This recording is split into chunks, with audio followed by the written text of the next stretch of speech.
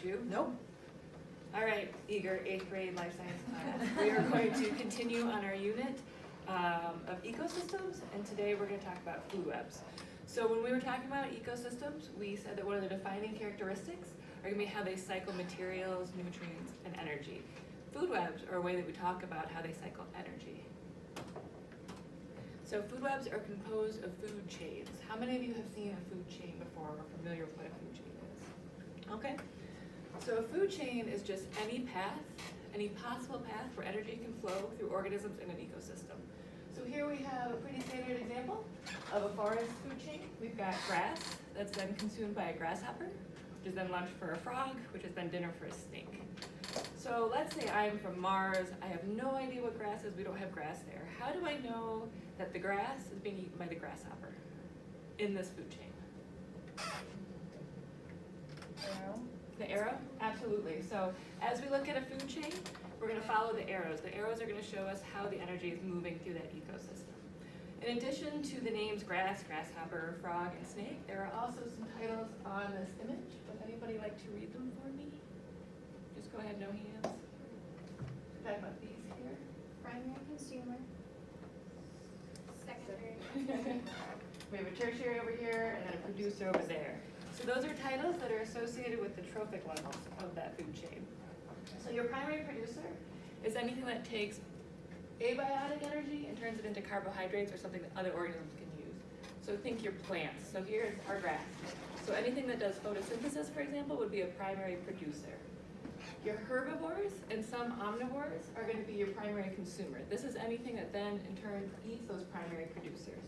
And then as you go from there, you're going to have secondary plus consumers. So in a food chain, you can have 18 consumers if it's a really busy, like in a rainforest ecosystem where you have many different insects, reptiles, birds, primates, and then maybe large cats. So you can have a long chain.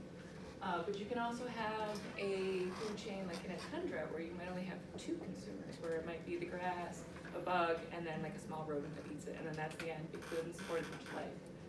At the top of your food chain, which in this example is at the bottom here, you're going to have your apex consumer. That's going to be the top. So it can be a predator, it can be an herbivore.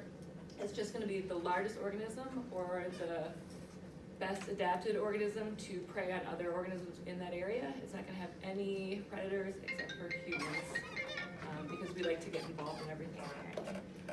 Quite often in food chain examples, they leave out one important thing, and that's our detritivores. So in this example, they're down here at the bottom. So detritivore is anything that eats dead or wasted tissues. So it could be your dung beetle that's eating feces. It could be your molds, your funguses, and your bacteria that are eating on decomposing bodies. If the food chain being a circle is confusing for you with the trophic levels, you can also consider it as a pyramid. So in this example, you have your producers at the bottom, and then as you continue up, your consumers get higher in number. Your detritivores are going to be along the side there because at any level they can feed on those organisms. Here's an example of a turkey vulture. So food webs are complicated. Food webs are going to be multiple food chains. So it's going to be every food chain in an ecosystem put together. So in this example, you can see that your primary producer can be food for different levels. So here we have a primary consumer and a primary consumer, but this primary consumer also eats a bug. So you can also be a secondary consumer in this example. Looking at this image, can somebody tell me what the colors of the arrows represent? The different like kinds of consumers. Yeah.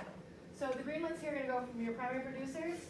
The orange ones are going to be your primary consumers up, and your secondary consumers. And then we have one tertiary consumer up there with purple. All right, guys. And then does anybody have any questions on what makes a food web? All right. Thank you.